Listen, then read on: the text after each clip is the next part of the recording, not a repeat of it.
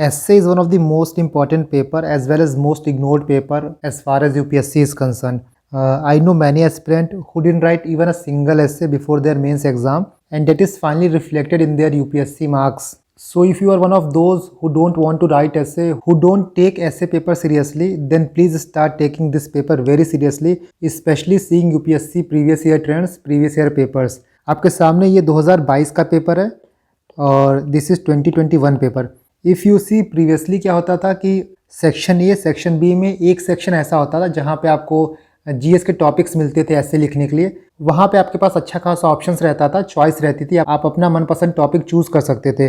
But from the past 2 years section A section B दोनों में आपको फिलोसफिकल एस्से मिलेगा देखने को. Even all the 4 essay from the part 1 and all the 4 essay from the part 2 दोनों philosophical होते हैं. सो वहाँ पे आपके पास चॉइस नहीं होता, you have to choose the philosophical essay. In my 2021 attempt, I have scored 131 marks in essay. If I remember correctly, जिनका rank 1 था उनको भी 128 या 129 मार्क्स मिले थे. So for 2021, I think कि 131 marks is pretty good. Therefore, in this video, I'll talk about कि how you should prepare, how you should write philosophical essay, and I'll tell you by taking 2022 essay example कि how to build a essay in 15 minutes, 20 minutes. Because जब भी आपके पास paper आता है, आपको एस्से का paper मिलता है, तो स्टार्टिंग में एटलीस्ट 15 से 20 मिनट में आपको एस्से को बिल्ड करना होता है, एस्से स्ट्रक्चर करना होता है. तो जो स्टार्टिंग का फेज़ होता है, आप 15-20 मिनट देते हो, उस फेज़ में ही एस्से की पूरी आउटलाइन डिसाइड होती है. Therefore these are the topics I am going to discuss. सबसे पहले हम देखेंगे कि एस्से का सिलेबस क्या है, what UPSC actually expect from you. Second topic is कि फिलोसफिकल एस्से के क्या क्या चैलेंजेस हैं, क्यों ये टफ हो गया है. थर्ड पार्ट इज़ कि how to choose the topic. आपके पास 4 ऑप्शंस फिलोसफिकल एस्से के आते हैं पार्ट 1 में और पार्ट 2 में भी आते हैं. तो बेस्ट पॉसिबल एस्से कौन सा होगा, आप टॉपिक कैसे चूज़ करें जिस पे आपको लिखना है, हम इसकी बात करेंगे. द फोर्थ वन इज़ कि before writing you have to brainstorm for 15 to 20 minutes. वो आप कैसे करोगे. इसके बाद हम बात करेंगे कि how you should introduce your essay. Second part है कि बॉडी ऑफ एस्से आप कैसे लिखो. नेक्स्ट वी विल सी कि how to conclude your essay. And the last part is कि how to transition smoothly from one para to other. हर जगह आप ये सुनते होंगे कि एस्से में एक फ्लो होना चाहिए, एक स्ट्रक्चर होना चाहिए. आपका एस्से ऐसा लगे कि ग्लाइड कर रहा है. एस्से आपका जीएस का आंसर नहीं होना चाहिए. एक पैरा से दूसरा पैरा पे आपको काफ़ी स्मूथली ट्रांजिशन करना होता है. तो आप कैसे करेंगे, will talk about this also. So the first and foremost topic is कि एस्से का सिलेबस क्या है. काफ़ी लोग को ये नहीं पता होता है कि यूपीएससी एस्से का भी सिलेबस देती है. सो ये आपका रहा एस्से का syllabus. Candidate may be required to write essay on multiple topics.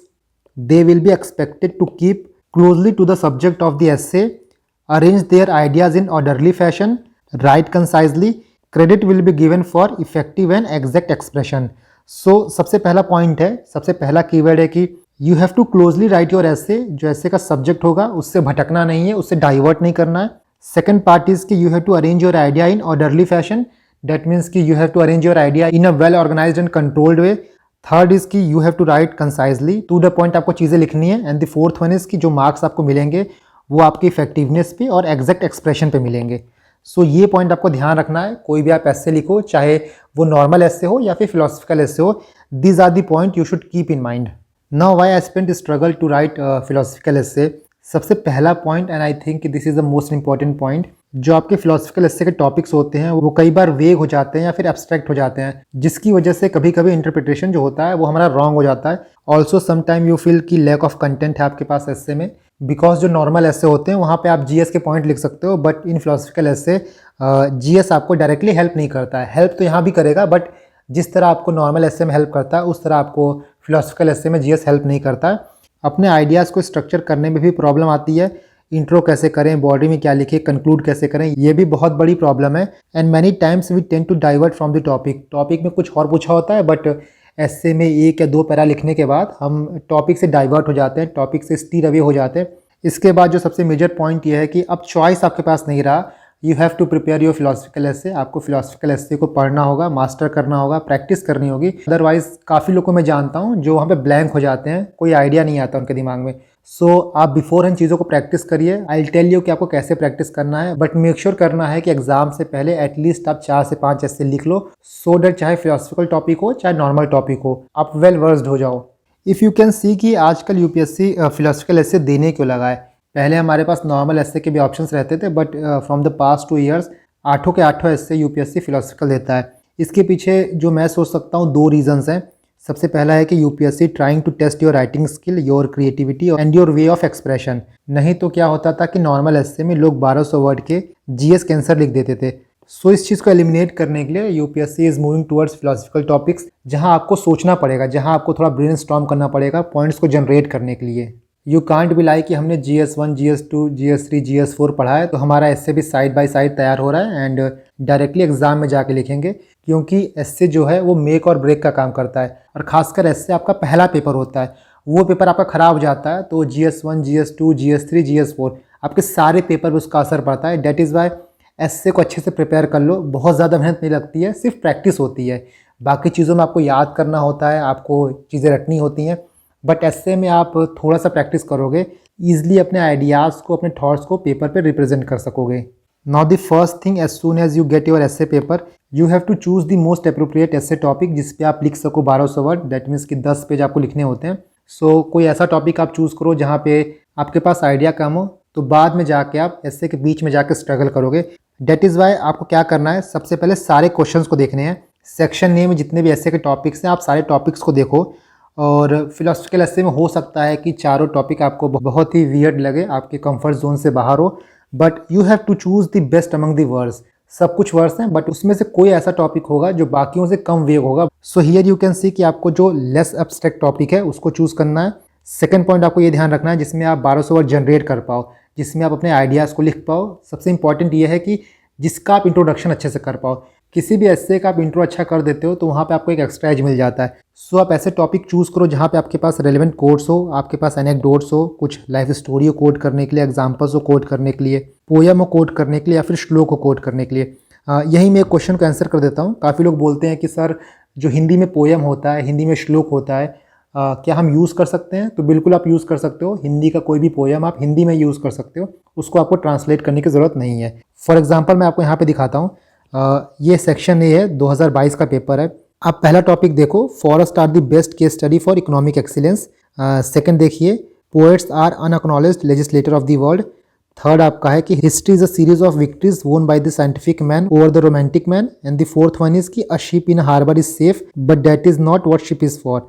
सो 1, 2, 3, 4 में आप मेरी बात करो तो मुझे सेकंड एंड थर्ड का कोई भी आइडिया नहीं रहेगा, बिकॉज काफ़ी स्पेसिफिक टॉपिक है। मैं पोएट्स के बारे में लिखूंगा तो मुझे पोएट्स का एग्जाम्पल देना होगा, उनके वर्क का एग्जाम्पल देना होगा। बट अगर आप पहले की बात करो तो इसको आपको जीएस से भी रिलेट कर सकते हो। सो ये कंफर्टेबल टॉपिक है। इसके बाद जो फोर्थ वन है ये भी एक कंफर्टेबल टॉपिक, क्योंकि आपने पहले भी काफ़ी बार पढ़ा होगा कि आपको आउट ऑफ द बॉक्स जाके काम करना है, अपने कंफर्ट जोन से बाहर जाके काम करना है। सो टॉपिक 1 और 4 जो है वो बेस्ट भले ना हो बट वर्स भी नहीं है, आप अच्छा खासा आइडिया जनरेट कर सकते हो। देखिए पर्सन टू पर्सन वेरी करता है। मेरे लिए टॉपिक 1, टॉपिक 4 ईजी है, हो सकता है आपके लिए टॉपिक 3 ईजी हो। But moral of the story यहाँ पे यही है कि जो टॉपिक में आप कंफर्टेबल हो, जिस टॉपिक में आपको पहली नज़र में ये लगे कि ये टॉपिक मेरे लिए ठीक है। और कई बार ऐसा होता है ना कि पहली नज़र में आपको लगता है कि ये मैं कर लूँगा, बट जब आप ऐसे को बिल्ड करने जाते हो, ऐसे के पॉइंट जनरेट करने जाते हो, तो वहाँ पे आपको बहुत ज़्यादा पॉइंट मिलता नहीं है। डेट इज़ वाई कि आप 2 ऐसे ध्यान में रखो, जैसे ऐसे नंबर 1 और ऐसे नंबर 4 मैंने ध्यान में रखा है। और यहाँ पे आपका मेंटल वर्क स्टार्ट होता है। टॉपिक को पढ़ने के साथ साथ आपके बैक ऑफ द माइंड चीज़ें चलने लगती हैं कि यहाँ पे कौन कौन से पॉइंट्स हम लिख सकते हैं। उसी तरह आप सेक्शन बी की बात करो। सो फॉर मी जो क्वेश्चन 5th है मैं इसमें कंफर्टेबल हूँ। 6th में भी पॉइंट जनरेट हो सकते हैं, 7th में काफ़ी कम आइडिया है और 8th में भी काफ़ी कम आइडिया है। एक बहुत बड़ा मिसकंसेप्शन लोगों के मन में होता है कि हम वो टॉपिक चूज़ करें जो किसी ने नहीं चूज़ किया है तो हमको अच्छा मार्क्स मिलेगा। बहुत बड़ा मिसकंसेप्शन है ये, अपने दिमाग से इस चीज़ को निकाल दीजिए कि आप सबसे अलग चूज़ करोगे तो आपको बहुत अच्छा मार्क्स मिलेगा। आप सबसे अलग लिखोगे, सबसे अच्छा लिखोगे, तभी आपको अच्छा मार्क्स मिलेगा। सिर्फ अलग टॉपिक चूज़ करने से आप एक्स्ट्रा मार्क्स स्कोर नहीं कर पाओगे। जिसमें आप कंफर्टेबल हो, जो आप लिख सको, चाहे वो बहुत ही कॉमन टॉपिक हो, आप उसी टॉपिक पे लिखो। Now before starting any essay you have to brainstorm for 15 to 20 minute. यही 15-20 मिनट होते हैं जब आप किसी एस्से का स्ट्रक्चर बनाते हो, एस्से को बिल्ड करते हो। क्या लिखोगे, कैसे लिखोगे, किस टॉपिक के बाद क्या आएगा, कैसे फ्लो होगा, आप इसी 15-20 मिनट में डिसाइड करते हो। So in this 15 to 20 minute you try to think the intro. Intro आप चाहे करंट इवेंट से कर सकते हो, कोट से कर सकते हो, एनेक्डोट से कर सकते हो, किसी मूवी के सीन से कर सकते हो, किसी एग्जाम्पल से कर सकते हो। इसकी बात हम आगे करेंगे। सेकंड आपका बॉडी पार्ट होगा। आपको बॉडी पार्ट में कोटेशन को ब्रेक करके पॉइंट को जनरेट करना होता है। थर्ड आपको बॉडी पार्ट में काफ़ी डिफरेंट डायमेंशंस खोलने होते हैं, डिफरेंट थीम खोलना होता है, डिफरेंट पर्सपेक्टिव दिखाना होता है। देखो जो फिलोसफिकल एस्से होता है उसमें जो कोटेशन होता है वो यूजुअली सही होता है। सो उसमें आप पॉजिटिव नेगेटिव नहीं लिख सकते हो, बट बॉडी पार्ट में आप उसका काउंटर आर्ग्यूमेंट्स भी कर सकते हो। मैं अभी आपको दिखाऊंगा, एग्जांपल दूंगा कि आप कैसे जो ऐसे का टॉपिक है उसके काउंटर में भी पॉइंट लिख सकते हो अपने बॉडी पार्ट में। इसके बाद GS4 आपका काफ़ी हेल्प करेगा ऐसे को लिखने में। ऐसे में काफ़ी कोटेशन होगा और जो भी एथिकल व्यू पॉइंट है, चाहे थिंकर का व्यू पॉइंट हो, फिलोसफर का कोट हो, वो आप GS4 से उठा सकते हो। नेक्स्ट ये है कि जब भी आप स्ट्रक्चर करो तो ऐसे के टॉपिक को आप देखते रहो, ऐसे का टॉपिक है क्या। बिकॉज जैसा मैंने बताया था कि कई बार ऐसा होता है आप ऐसे के टॉपिक से डाइवर्ट कर जाते हो, बट वो नहीं करना है। जो मेन थीम है ऐसे का, आपको उसी के पेरीफेरी में चीज़ें लिखनी है। यहाँ पे काफ़ी लोग ऐसे होते हैं जो ब्रेनस्टॉर्म लॉजिकल सीक्वेंस में करते हैं कि हमको पहले इंट्रो देना है, फिर बॉडी में पहला पॉइंट ये लिखना है, दूसरा पॉइंट ये लिखना है, तीसरा पॉइंट ये लिखना है। इसी सीक्वेंस में वो सोचते हैं और इसी सीक्वेंस में वो अपना रफ स्केच जो है बनाते हैं। बट कुछ लोग ऐसे भी होते हैं जो रैंडमली उनके मन में जो भी थॉट्स आते हैं पर्टिकुलर ऐसे को देख के वो कोट करते हैं, वो लिखते रहते हैं। बाद में जब ऐसे लिखते हैं तो अपने आइडियाज़ को अरेंज करते हैं। सो ये चीज़ आपके प्रैक्टिस से आएगा, किस चीज़ में आप कंफर्टेबल वो आप देख सकते हो। यहाँ मैंने 2 स्क्रीनशॉट लगाए हैं। जैसा आप ये देख सकते हो, ये ब्रेनस्टॉर्मिंग का PDF है। ऐसे को स्टार्ट करने से पहले पीछे आप ऐसे ब्रेनस्टॉर्म कर सकते हो, कौन कौन से पॉइंट्स आपको बनाने हैं। इस तरह माइंड मैप के थ्रू भी आप चीज़ों को लिख सकते हो और बाद में जब आप ऐसे लिखिए तो अपने आइडियाज़ को ऑर्डरली फैशन में अरेंज करिए। Now let's see how you should introduce your ऐसे। आपके ऐसे का इंट्रोडक्शन कैसा होना चाहिए। तो देखो, इंट्रोडक्शन कोई भी होता है ना, वो ऐसे को खोलता है और जो कंक्लूजन होता है वो ऐसे को बंद करता है। जनरली जो भी इंट्रोडक्शन आप करिए वो थोड़ा कैची होना चाहिए। जो भी एग्जामिनर है उसका इंटरेस्ट आना चाहिए कि आप आगे क्या देने वाले हो। सो इंट्रोडक्शन में आप जो कोटेशन है उसको ब्रेक कर सकते हो, उसको एक्सप्लेन कर सकते हो। आप इवन कोट को डिफाइन कर सकते हो। कोई ऐसा कोट है जो ऑब्वियस नहीं है उसको आप डिफाइन कर सकते हैं। इसके साथ इंट्रोडक्शन आप चाहे एनेक्डोट से कर सकते हो, किसी स्टोरी से कर सकते हो, किसी रियल लाइफ इंसिडेंट से कर सकते हो, बट मेक श्योर करिएगा कि ये सारी चीज़ें आपके ऐसे के टॉपिक से रिलेटेड हो। ऐसा नहीं कि ऐसे कुछ पूछा और है बट आपके मन में जो आ रहा है वो लिख दे रहे हो। जो टॉपिक एस्से से रिलेटेड हो, इवन एस्से से रिलेटेड ना भी हो, बट आपको उसको किसी ना किसी तरह से एस्से से रिलेट करना होगा। सपोज आपने एक कहानी लिख दी है, इवन काफ़ी लोग हाइपोथेटिकल कहानी भी लिखते हैं, वो भी आप कर सकते हो, बट मेक श्योर करना कि उस कहानी को अपने एस्से के टॉपिक से रिलेट करना। Let me explain you this through one example. ये 2022 का पेपर है, सेक्शन बी का क्वेश्चन नंबर 5 देखिए। The time to repair the roof is when the sun is shining. So इस कोट को मैंने 2 भाग में तोड़ दिया है। पहला पार्ट आपका ये है कि time to repair the roof, ये क्या इंडिकेट करता है? It's reflect a problem, you might be in bad situation और यू आर इन डिस्ट्रेस। तो जो आपका ये पहला पार्ट है वो किसी टाइप के डिस्ट्रेस को या फिर प्रॉब्लम को रिफ्लेक्ट करता है।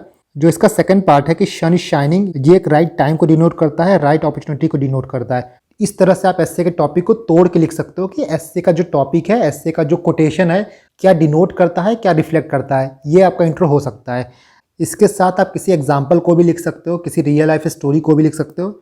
For example, if any students fail in exam then he should work on his shortcoming when the time is right, that is before exam. Exam से पहले उसको अपनी शॉर्टकमिंग को दूर करना है, अपनी तैयारी को पूरा करना है।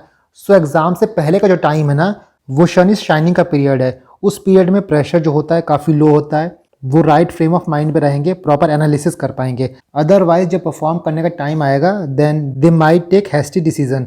सो इस एग्जाम्पल से आप जो कोटेशन है उसको एक्सप्लेन कर सकते हो। You can also use historic example, किसी हिस्टोरिक इंसिडेंट को आप इस पर्टिकुलर कोट से कनेक्ट कर सकते हो। लाइक गांधी जी की जो स्ट्रेटेजी थी, स्ट्रगल ट्रूस स्ट्रगल।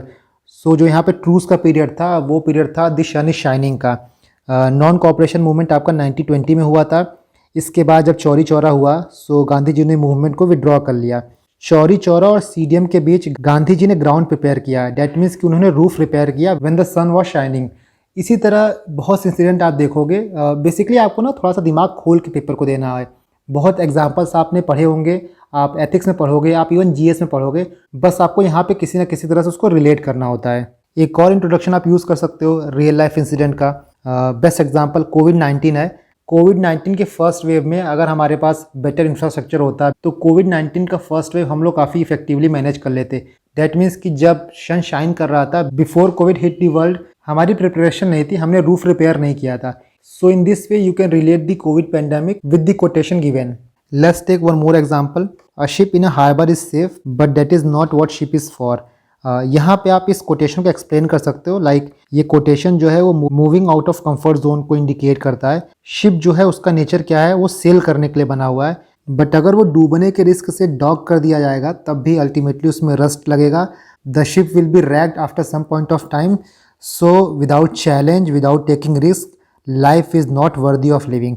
ये चीज़ें आप यूज़ कर सकते हो एज अ इंट्रोडक्शन, जो भी कोटेशन है उसको एक्सप्लेन कर सकते हो। आप मूवीज़ के डायलॉग्स को भी यूज़ कर सकते हो अपने कोटेशन में, इफ़ यू फाइंड कि जो भी कोट दिया गया है, जो स्टेटमेंट दिया गया है उससे वो रेलेवेंट है। तो लाइक एक डायलॉग है कि कहीं पहुंचने के लिए कहीं से निकलना पड़ता है।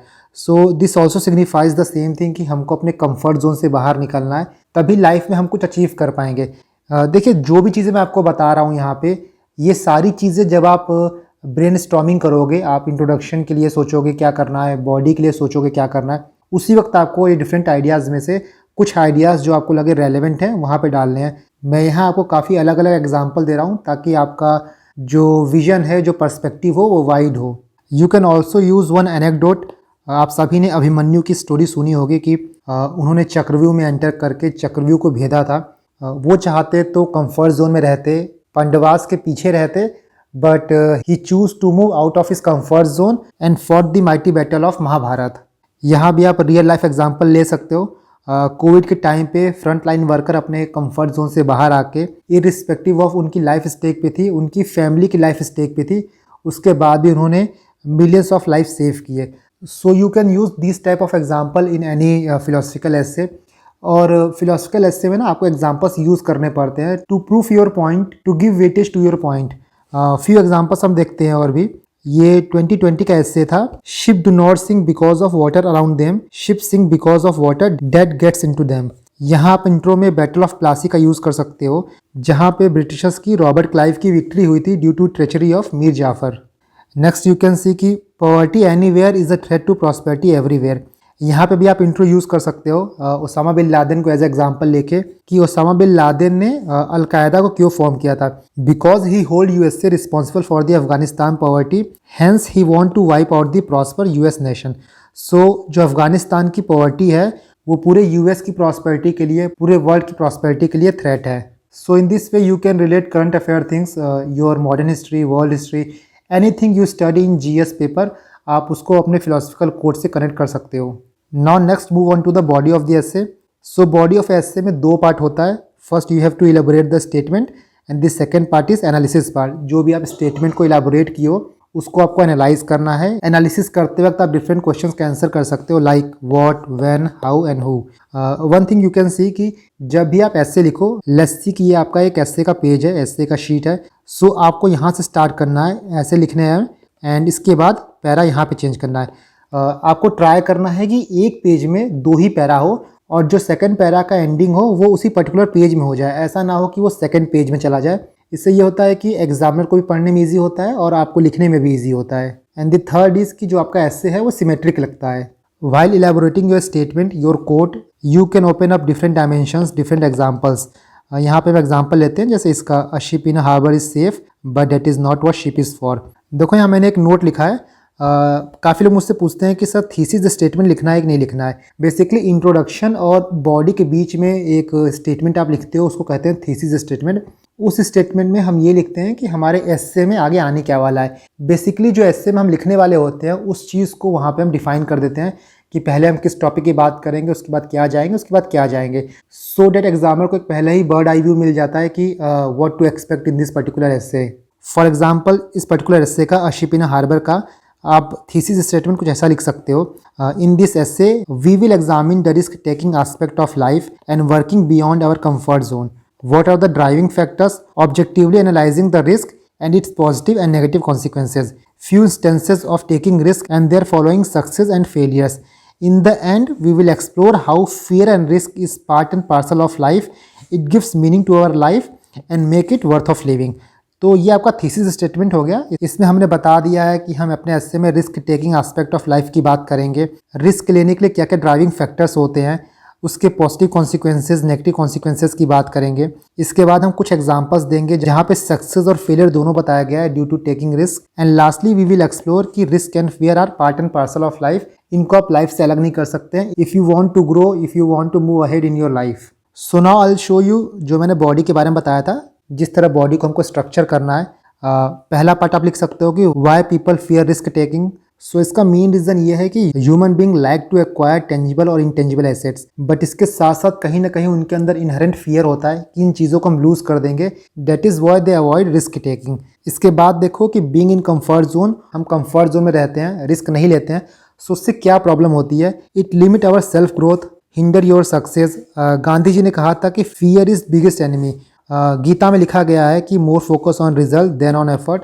सो रिस्क लेना चाहिए लाइफ में, अपने कंफर्ट जोन से बाहर आना चाहिए, बिकॉज तभी हम न्यू अपॉर्चुनिटी, न्यू एवेन्यू को एक्सप्लोर कर पाएंगे।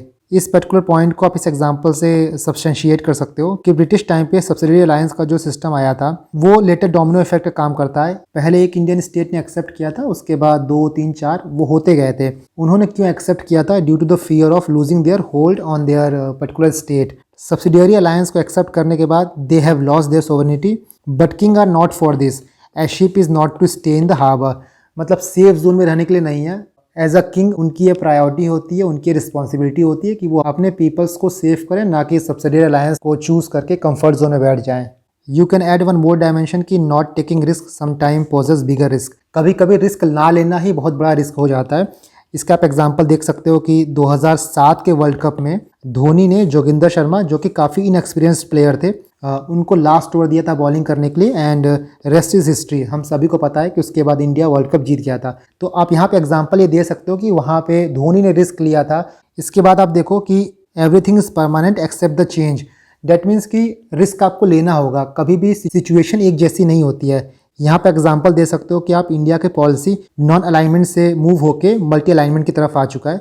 जब नेहरू के टाइम पे थे तो हम लोग नॉन अलाइनमेंट की पॉलिसी को यूज़ करते थे, पॉलिसी को फॉलो करते थे, but now seeing the present era हम मल्टी अलाइनमेंट की पॉलिसी को फॉलो करते हैं।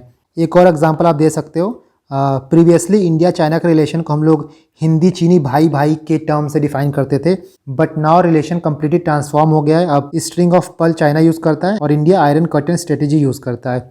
सी मैंने यहाँ पे बॉडी में आपको डिफरेंट एग्जांपल्स, डिफरेंट पॉइंट्स दिए हुए हैं ताकि आप सोच पाओ कि आपको कैसे अपने एस्से को बिल्डअप करना है। डिफरेंट पॉइंट मैंने यहाँ पे स्प्रिंकल कर दिए हैं। जब आप एस्से लिखोगे तो ये पॉइंट्स अपने एग्जांपल्स में डाल सकते हो, और मैं यहाँ पे एक रफ एस्से आपको बता ही रहा हूँ। इसको सुनने के बाद एटलीस्ट इस पर्टिकुलर टॉपिक पे आप एक एस्से लिख लेना, सो दैट कि आपका अभी से एक प्रैक्टिस हो जाएगा।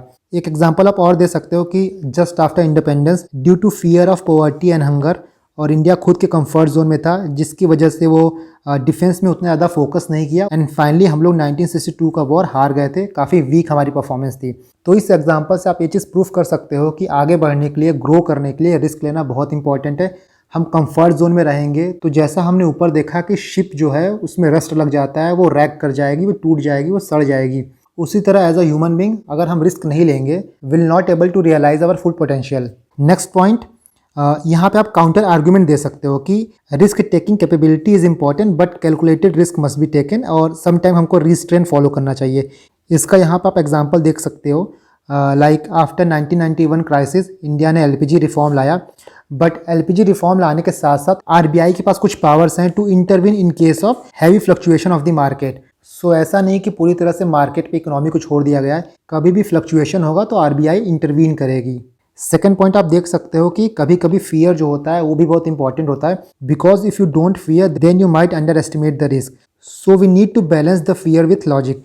सो यहाँ पे आपका बॉडी स्टेटमेंट खत्म हो गया, एंड आई थिंक कि इतना पॉइंट आपके पास सफिशिएंट रहता है, बिकॉज आपको 10 पेज लिखना होता है। ऑलमोस्ट 10 पेज में आप कह सकते हो कि आपके पास 19-20 पैराग्राफ लिखने होते हैं। आपके स्टार्टिंग का फर्स्ट पैराग्राफ और लास्ट में कंक्लूजन का पैराग्राफ उसको छोड़ दिया जाए तो बीच में आपके पास ऑलमोस्ट 16-17 पैराग्राफ मिलते हैं जहां आपको बॉडी पोर्शन लिखना होता है। सो आपके पास कुछ हैवी कंटेंट होने चाहिए, हैवी बिल्डअप होना चाहिए to make your body part look stronger and convincing to read. Now coming on to last part of the essay, जो कि है आपका कंक्लूजन। सो कंक्लूजन में कभी भी आप कोई न्यू आइडिया को इंट्रोड्यूस नहीं करोगे, आपने जो चीज़ें ऊपर लिखी हैं उसी को फाइनली कंक्लूड करोगे। कंक्लूजन में आप हमेशा ऑप्टिमिस्टिक टोन रखोगे, पॉजिटिव आउटलुक रखोगे, फॉरवर्ड विजन रखोगे। You can and your essay with rhetorical paragraph या फिर पोएम के साथ, और relate your ending with your intro. For example आपने इंट्रो में किसी कैरेक्टर को इंट्रोड्यूस किया है, तो ट्राई करना कि जब आप कंक्लूड करो तो उसी कैरेक्टर के साथ आप कंक्लूड कर सकते हो। फॉर इंस्टेंस कि मान लीजिए आपने इंट्रोडक्शन में अभिमन्यु की कहानी लिखी थी, चक्रव्यूह की, सो आप एंडिंग भी ये कर सकते हो कि every one need the spirit of Abhimanyu in their life. तो जो आप स्टार्टिंग होता है ना उसको कंक्लूजन के साथ ऐड करते हो, सो आपका एक पूरा सर्कल कंप्लीट हो जाता है। या फिर अगर आप इंट्रोडक्शन कोविड से किए होते तो आप ये भी लिख सकते हो कि हमने फर्स्ट वेव के बाद अपना इंफ्रास्ट्रक्चर थोड़ा डेवलप किया, जिसकी वजह से हमने थर्ड वेव को प्रिवेंट किया। लास्ट में ऐसा कुछ आप कंक्लूजन लिख सकते हो like risk taking courage great virtue, trait of great leader, but calculated risk to be taken to prevent ship from being wrecked. Blind risk without security is as useless as security without risk. So we should follow principle of middle path, जैसा Buddhism में कहा गया है, to extract maximum utility. Last में आप एक poem से ख़त्म कर सकते हो, हरिवंश राय बच्चन जी की पोयम है, लहरों से डर के नौका पार नहीं होती, कोशिश करने वालों की कभी हार नहीं होती। सो this is how you conclude your essay on a positive note.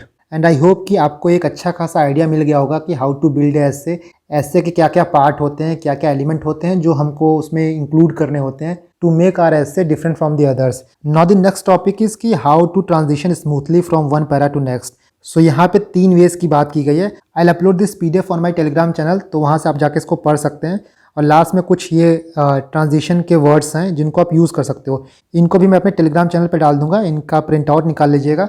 तो जब भी एक पैरा से दूसरे पैरा पे जंप करने की बात आएगी then you can use this keywords. चलिए यहाँ बात करते हैं 3 तरीकों की। सो आपका पहला तरीका है कि through the link sentence at the end of the paragraph. जब भी आप पैराग्राफ एंड करोगे तो लास्ट में आप कुछ सेंटेंस लिख देना, जिससे एग्जामिनर को ये पता चल जाएगा कि नेक्स्ट पैराग्राफ में हम क्या एक्सपेक्ट कर सकते हैं।